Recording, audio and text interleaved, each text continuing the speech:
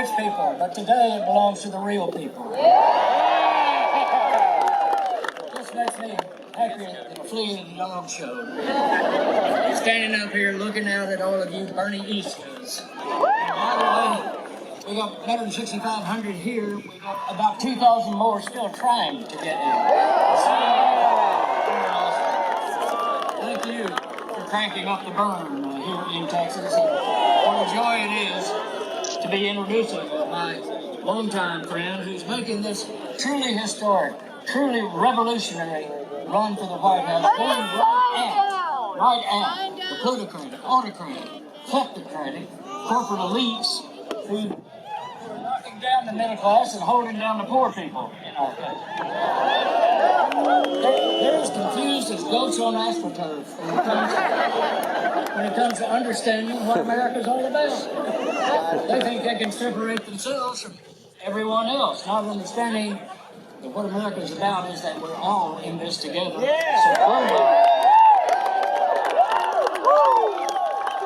Bernie Sanders is bringing us all together.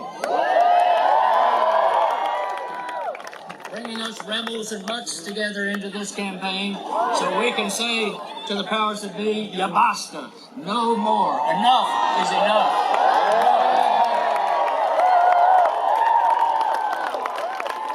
We're going to take on the downsizers and privatizers. We're going to take on the big oil frackers and the Walmart wage whackers. We're going to take on the bosses and bankers and bench shops, bastards and bullshitters.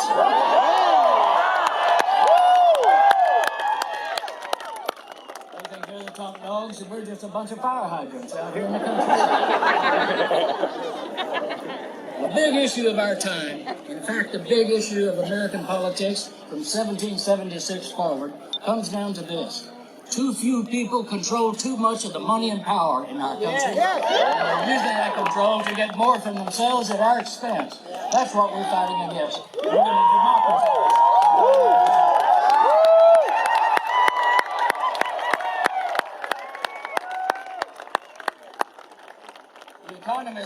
Economists have a technical term for what the powers that be are doing to us.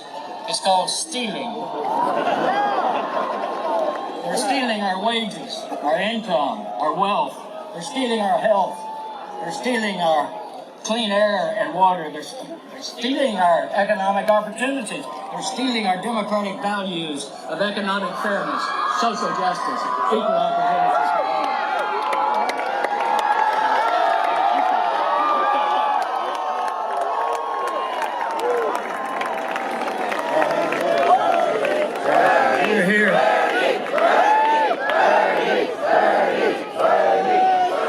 This campaign is about. You know, we're not just in Austin, we're in South Austin. We have a little different attitude, those of us who live on the south side. We're a little more irreverent. Our official slogan is, we're all here because we're not all there. Well, we're all here because the powers that be are not at all there in terms of grasping those core values of America: economic fairness, social justice, equal opportunity for all people. That's what it's going to take a big politics to overturn the powers that be and reclaim our democracy. You know, George Bernard Shaw said about 100 years ago, you don't make progress by standing on guard, but by attacking and getting well hammered yourself. The fact that I used to be 6'5" will give you some idea of some of the But that's what it takes to have a democracy. And Bernie is building a grassroots movement that's big enough not only to win, but to govern in this country.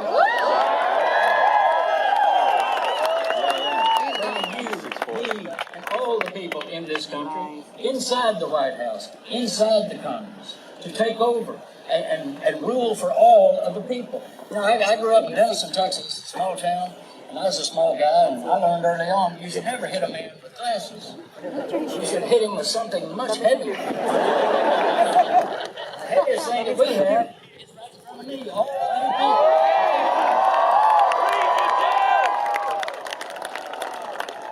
people. You know, Bernie Sanders doesn't have a super PAC. He will not allow a super PAC. You know why? because you are his super PAC. So let's go do it. Let's take power back from the Wall Street greedheads and the Washington boneheads. It's up to us. Bernie's been doing his part, roaming this country full tilt for the last 7 or 8 months. Now we've got to do it. I campaigned for Bernie when he first ran for the U.S. Senate up in Vermont. We had a rally at Montpelier, the state capital there, and a guy came up afterwards wearing a big old button. It was the best political button I've ever seen. He said, wearing a button is not enough. We can't be a nation of button wearers. We've got to be stronger. Between now and next Tuesday, you have got to be the ones that carry this campaign here in Texas. You are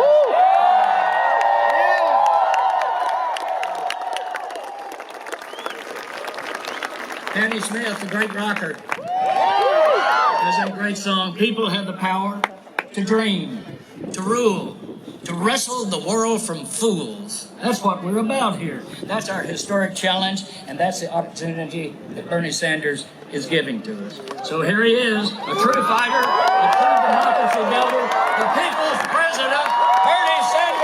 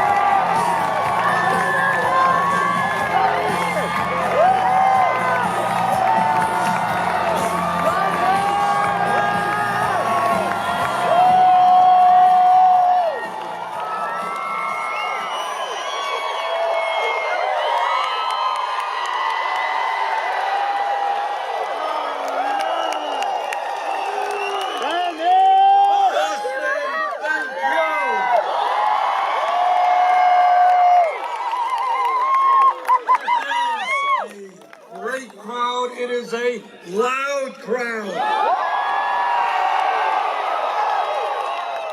Let me thank Guy Forsyth, Kathy Guthrie, Amy Nelson, Grupo Fantasma, Billy Tom, Stephanie Bergera, Chao No, Hector Uribe, Dr. Lynn Mitchell, and somebody I have worked with for so many years, and you should be so proud of. One of the great political activists in this country, Jim Hightower.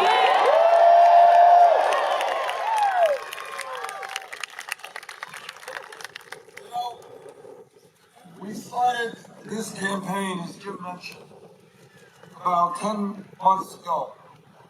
And when we began this campaign, we were at all of 3% in the national polls. We had no name recognition outside of Vermont. We had no money, we had no political organization, and we were running against a candidate who was universally known and who the media had determined was an inevitable candidate of the Democratic Party.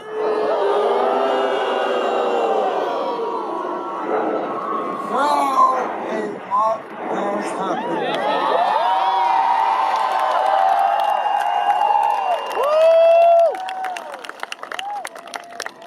We were 50 points down in Iowa. We ended up in a virtual tie. We were 30 points down in New Hampshire. We won that state.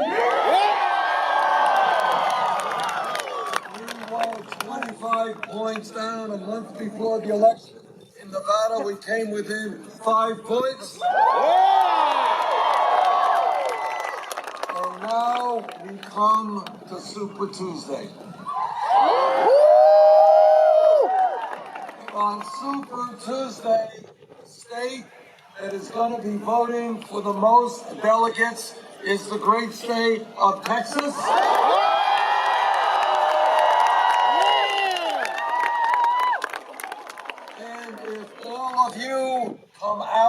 to vote and you bring your friends and your neighbors and your co-workers, we are going to win here in Texas.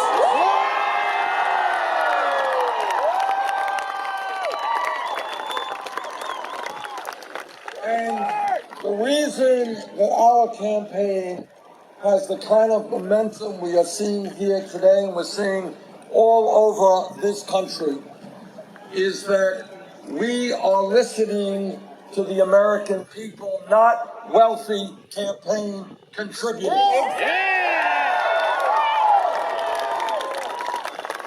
And what the American people are telling us is that they are sick and tired of establishment politics. Absolutely. They're sick and tired of establishment economics. They want a government which is going to represent all of us, not just the 1%.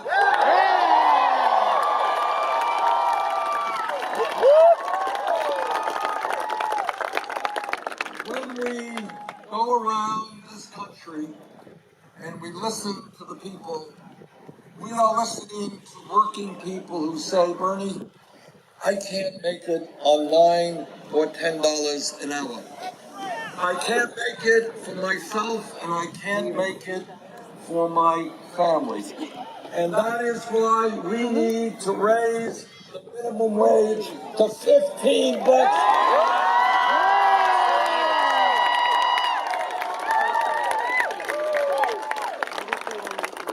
And when we go around the country, we talk to seniors and we talk to disabled veterans.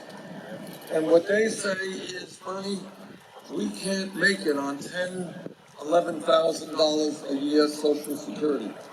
Nobody can make it on $10,000, $11,000 a year. Now, Republicans have come up with the brilliant idea that they want to cut Social Security. That is a crazy idea. That is an immoral idea. I am the only Democratic candidate who is saying, no, we're not going to cut Social Security. We're going to expand Social Security.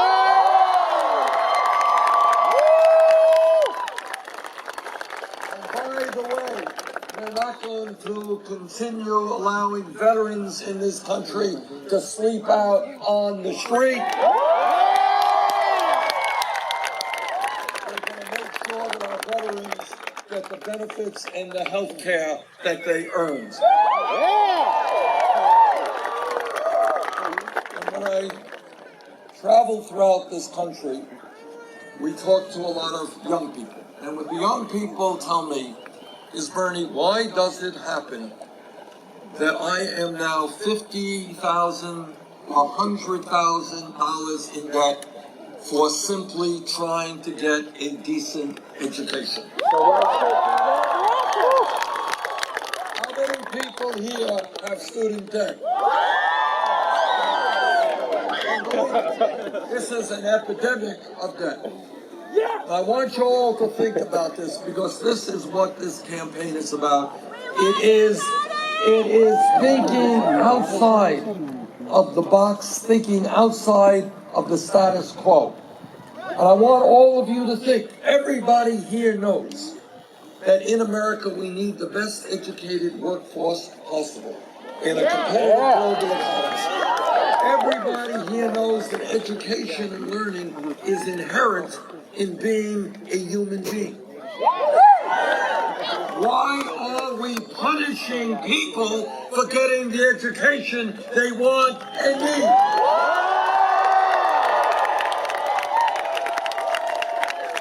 And that is why we have legislation in that will significantly lower student debt in this country.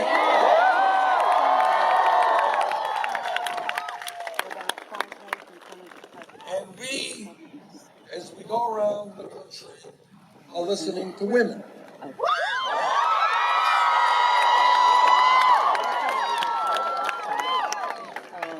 And women are saying is, why is it that we are earning 79 cents on the dollar compared to men?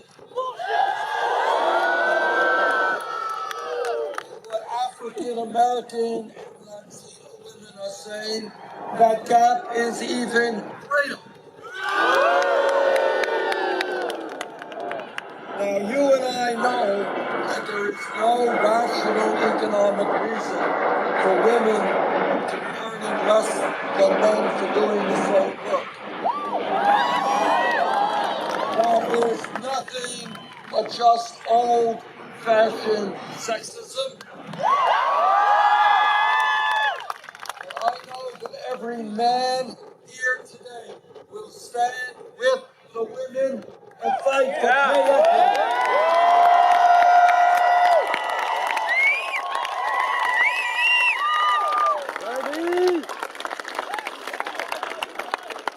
And when we travel the country, we are listening to our African American brothers and sisters.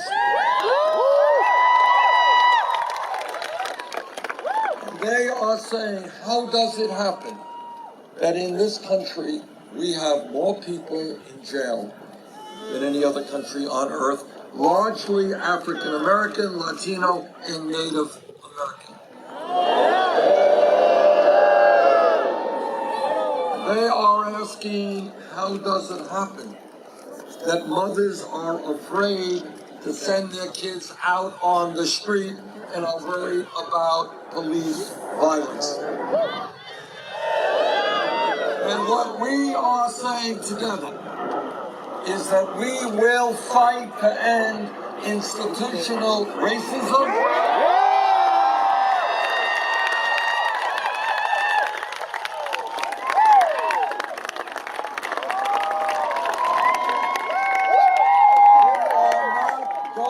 To allow the Trumps of the world to divide us up.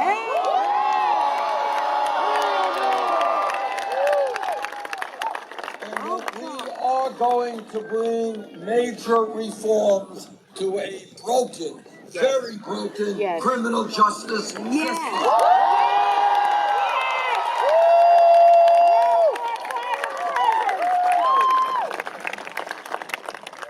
Travel around the country, we meet with a lot of Latinos. The Latino community is saying is that we work hard, we are tired of living in the shadows, we are tired of living in fear. We want comprehensive immigration reform.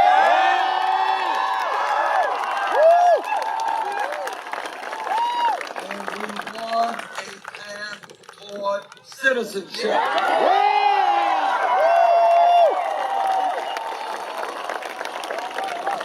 While there are some people in this country who may disagree about how we go forward with immigration reform, I would hope that every American would stand up against the xenophobia and against the racism that we are hearing.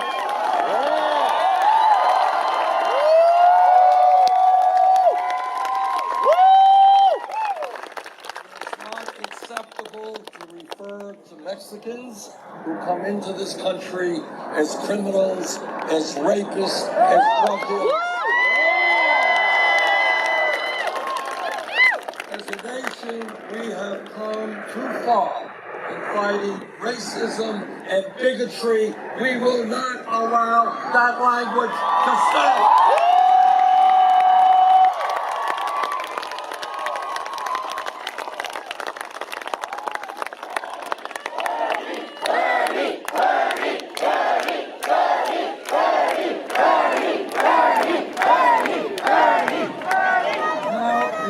Hightower told you our campaign does things a little bit differently than our opponent's campaign.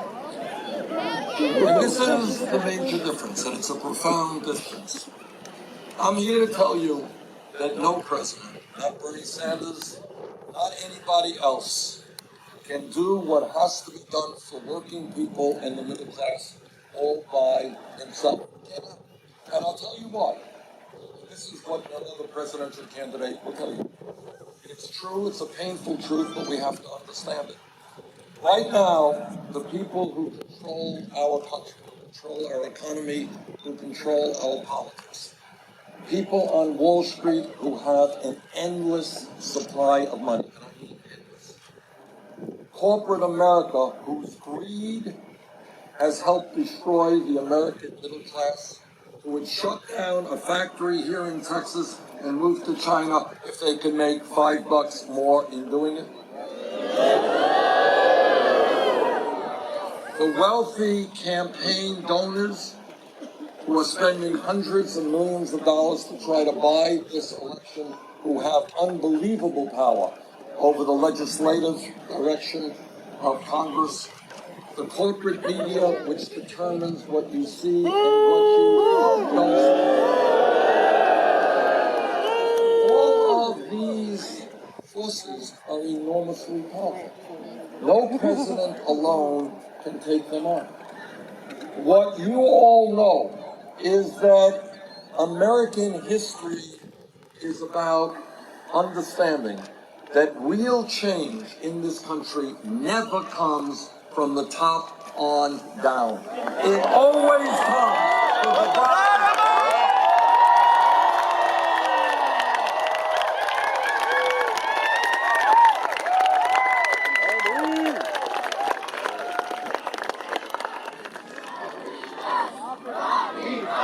What real change is about 120 years ago, workers who were treated like animals, organized, some of them were beaten, some of them were killed. They demonstrated, they fought back, and they said, you know what, we are human beings. You have got to treat us as workers with dignity. We are going to form unions and have collectives. Organizing from the bottom on up. And the civil rights movement didn't happen from the top on down. It happened when millions of Americans, African Americans and their white allies said, you know what, in this great country, racism and segregation is not acceptable. And many of those heroes, with their names we don't know, people who were beaten, people who were killed, but they stood up and they fought back. And that's how we made change in civil rights in America.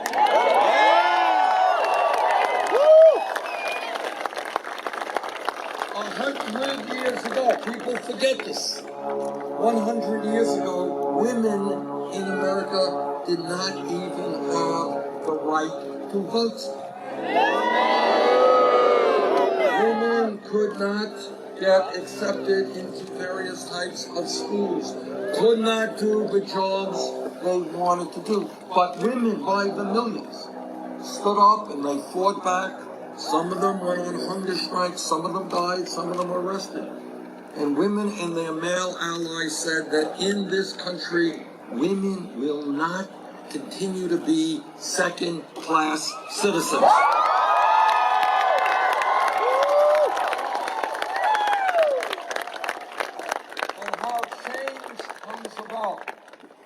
Is that if we were here just 10 years ago, not a long time from a historical perspective, and somebody jumped up and said, you know, I think in the year 2015, our gay brothers and sisters will have the right to marry.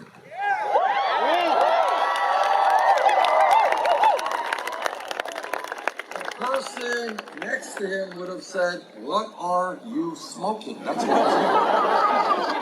Which raises an entirely other issue.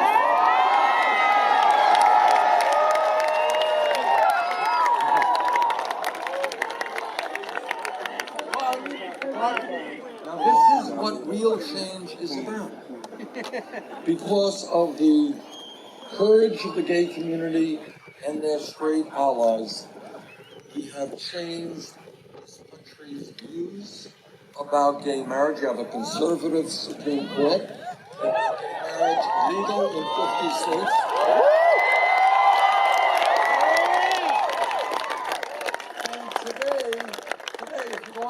some kid who's 15 years of age. What do you think about gay marriage? That kid will shrug his shoulders and say, what are you talking about? What's the problem? That is what revolutionary change is about, is when we look out at the status quo and we say, this is not right, this is not working, this has got to change.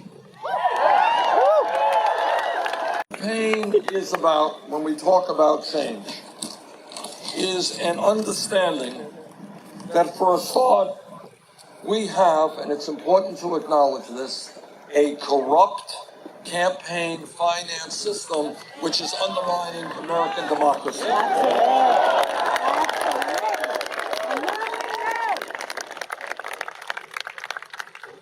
And this is a big deal because the corrupt campaign finance system impacts all of our lives in every way that you can.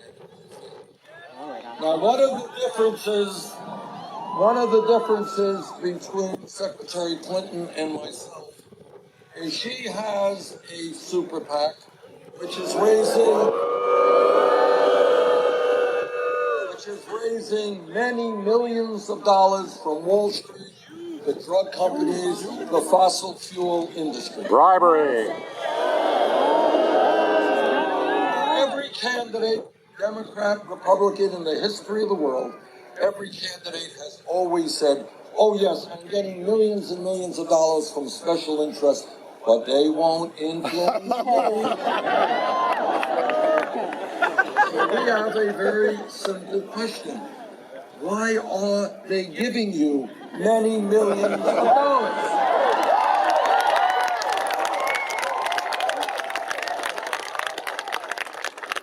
And the other simple question is, if you are going to give a speech to Goldman Sachs or other Wall Street institutions, and if you give that speech behind closed doors, why don't you make those transcripts public?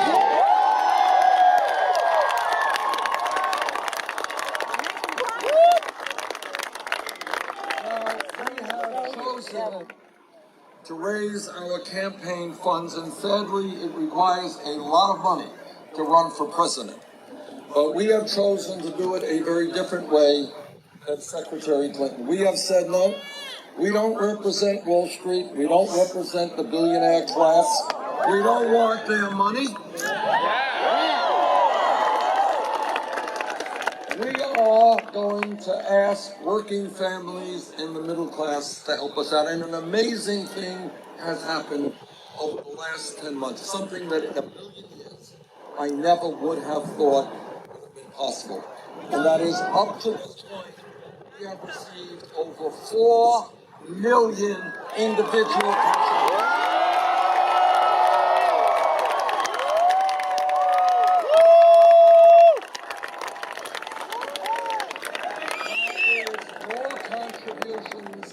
Than any candidate in the history of the United States at this point in the campaign.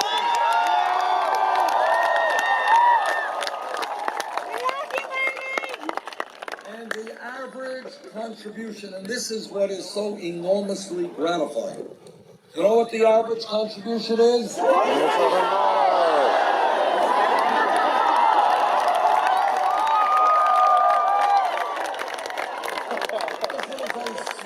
Audience, that's why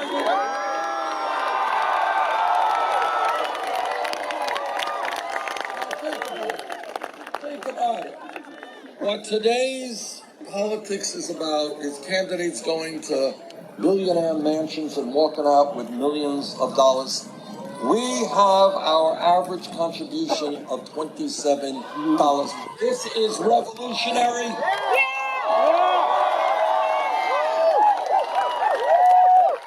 To paraphrase Abraham Lincoln at Gettysburg, this is a campaign of the people, by the people, and for the people.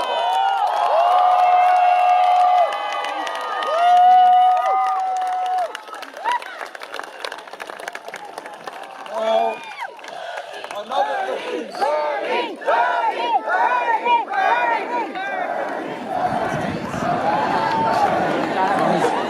Another difference between Secretary Clinton and myself deals with an issue that is not very sexy. It's one that the media kind of doesn't talk about too much, but it is very important. When we ask ourselves, why is it that for the last 30, 40 years, the middle class of this country has been disappearing? All right, why is it that in Texas and in Vermont, we got people working 2 or 3 jobs trying to cobble together some income? One of the reasons is that since 2001, we have lost some 60,000 factories in America and millions of decent paying jobs.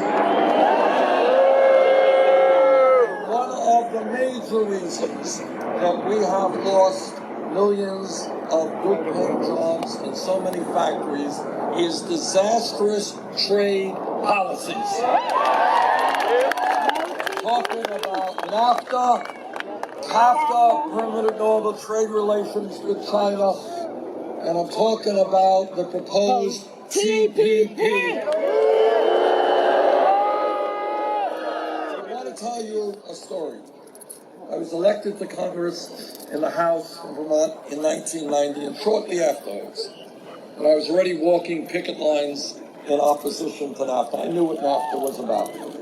And what NAFTA was about was telling American workers that they were going to have to compete against people who were making pennies an hour in Mexico and in other countries around the world. Now, everybody here wants to see low-income people in Mexico and countries around the world do better. We're going to fight to make that happen. But you don't have to destroy the American middle class to make that happen.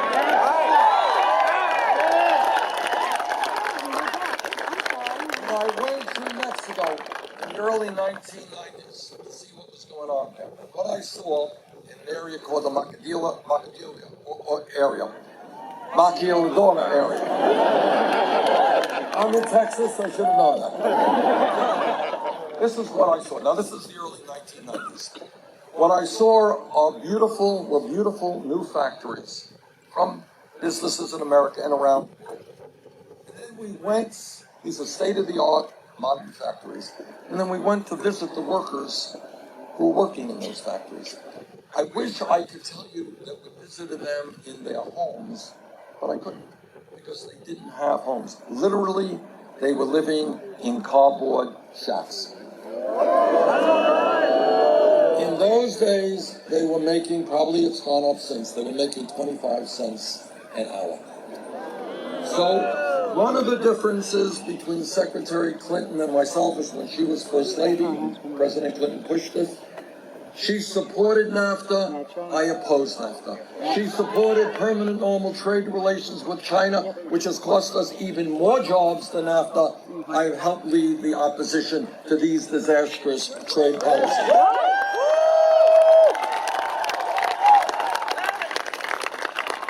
What I say today to corporate America, every night on TV in your 30-second ads, you tell us how much you want us to buy your products. If you want us to buy your products, you better start manufacturing those products here in the United States.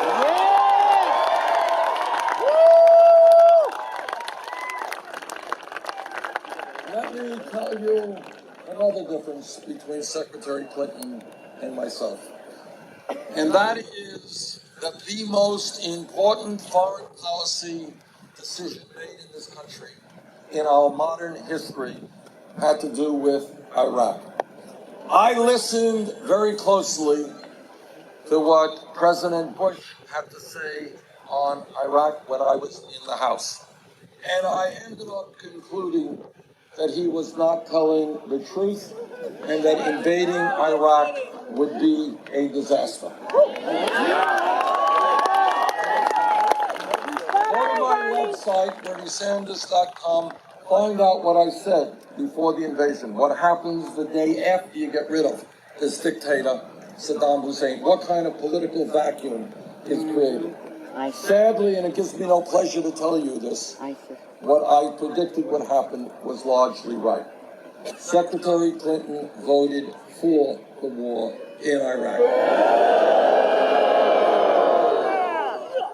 So there are very significant differences between us. In 1996, some of you may remember that there was a piece of homophobic legislation called the so-called Defense of Marriage Act. I am proud to tell you that I was one of the relatively few members of the Congress to vote against that homophobic.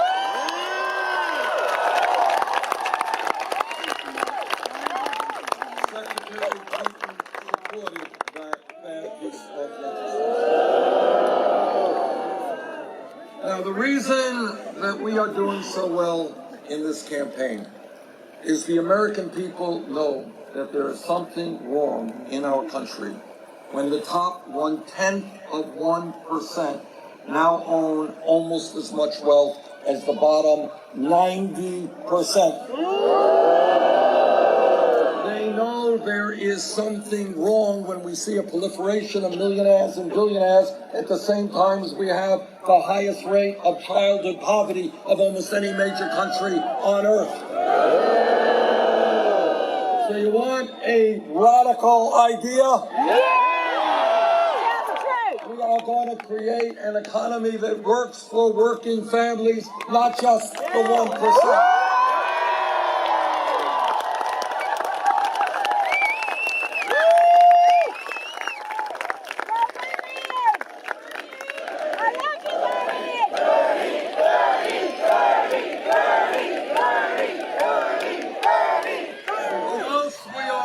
To do is take on the greed and the recklessness and the illegal behavior of Wall Street.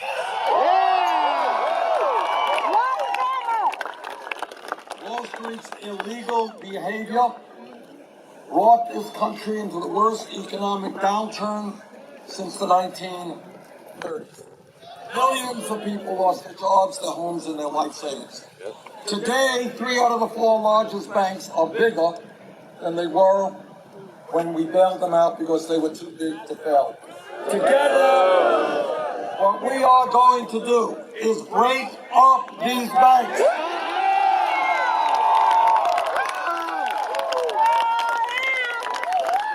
And I'll tell you what else we are going to do. We are going to make public colleges and universities in this country tuition free.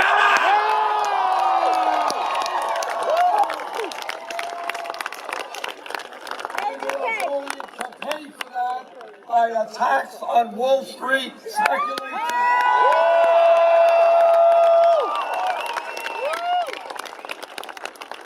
When Wall Street's greed and illegal behavior destroyed this economy, Congress bailed them out. Now it is Wall Street's time to help the working families. Let me tell you something else.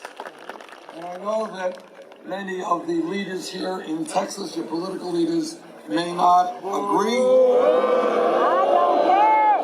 Whatever. Vote out the They are wrong, I'm right.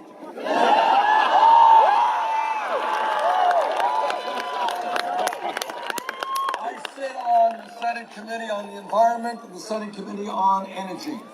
And here's the truth. I have talked to scientists all over this world. And despite what some of the Republicans may tell you, climate change is real. Climate change is caused by human activity, and it is already doing devastating harm in this country and around the world. Yes. You know, we are stewards of the earth. That's Yes. who we Yes. are. We have the moral responsibility to leave this planet in a way that is healthy and habitable for future generations.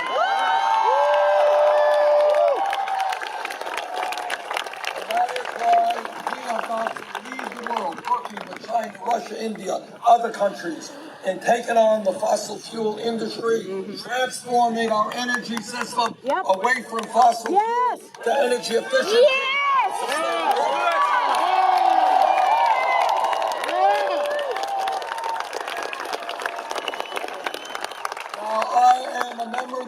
that wrote the Affordable Care Act, it has done a lot of good in this country. That's me. But we have got to do better. We are the only major country on earth that does not guarantee health care to all people. Thank you, 29 million have no health insurance, many more are underinsured, and we pay by far the highest prices in the world for prescription drugs. In fact, the pharmaceutical industry is ripping off the people of this country in an unconscionable way. You want to hear crazy? Here's crazy. 1 out of 5 Americans who go to the doctor and get a prescription cannot afford to fill that prescription. That's crazy. So let me be very clear. My opponents disagree with me. Secretary Clinton disagrees with me. But let me say this. I believe that health care is a right of all people.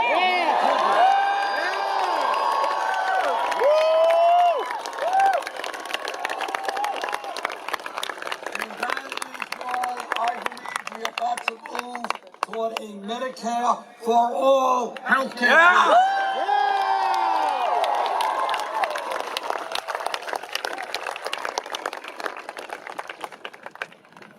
Many of my critics out there do not have a whole lot of faith in the American people. They are thinking in very, very small ways. They are saying, well, in America, we cannot pass a paid family and medical leave bill, despite the fact that every other country on earth does it. They are saying that we cannot guarantee health care to all of our people, despite the fact that every other major country on earth is doing it. They are saying that we cannot provide free tuition in public colleges and universities. They are saying that we cannot create millions of decent paying jobs by rebuilding our crumbling infrastructure, roads, bridges, and water systems. They are saying that we cannot reform a broken criminal justice system. Yes, we can. They are saying we cannot lead the world in transforming our energy system and combating climate change. They are saying that the American people do not have the guts to stand up to the wealthy and the powerful and demand that they start paying their fair share of taxes.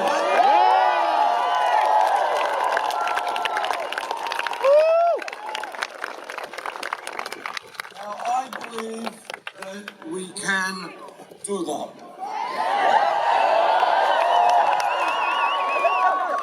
I believe that Donald Trump's idea of dividing us up is a horrific, un-American idea.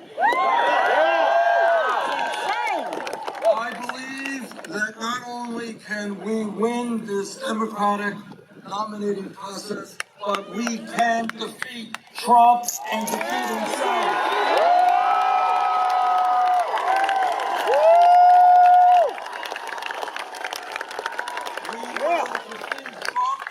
Because the American people do not believe, as Trump does, that we should be giving hundreds of billions of dollars in tax breaks to the top 0.2%.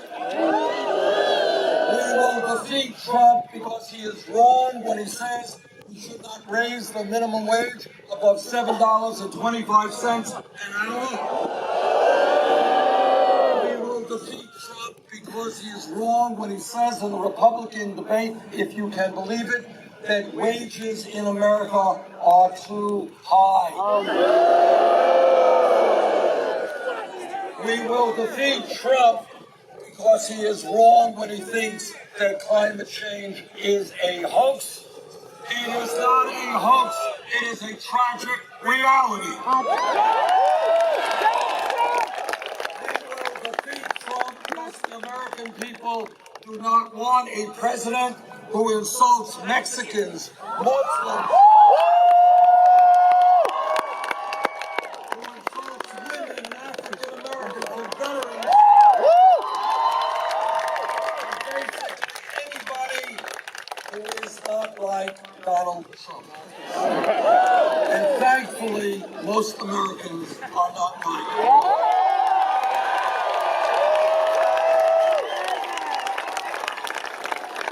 We will defeat Trump because our campaign is bringing people together, not dividing them. We will win because togetherness trumps divisiveness. Community trumps selfishness. And love trumps hate.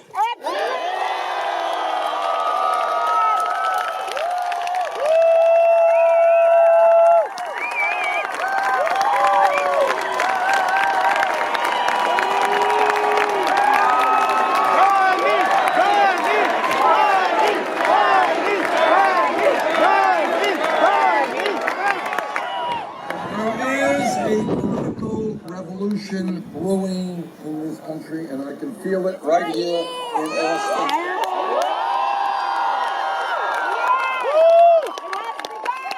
But as Jim Hightower reminded us, a revolution is more than waving a sign or wearing a pin. A revolution is jumping headfirst into the political process. That means voting. That means bringing out our friends and neighbors. With your help, we can take a giant step forward in moving this political revolution. If we win here in Texas on Tuesday, with your help, we will. Thank you.